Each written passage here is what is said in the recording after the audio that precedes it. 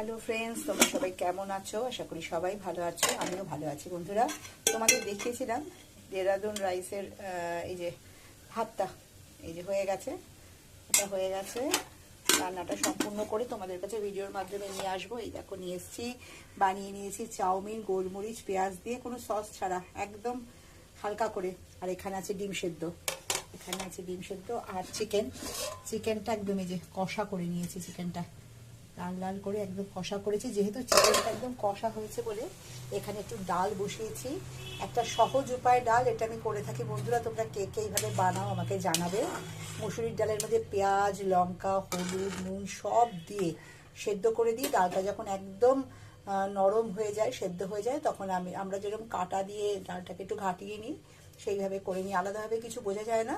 এবং নামানোর সময় একটু ধনেপাতা দিয়ে দিই। মানে একদম শর্টকাট প্রসেস বন্ধুরা, তাড়াতাড়ির মধ্যে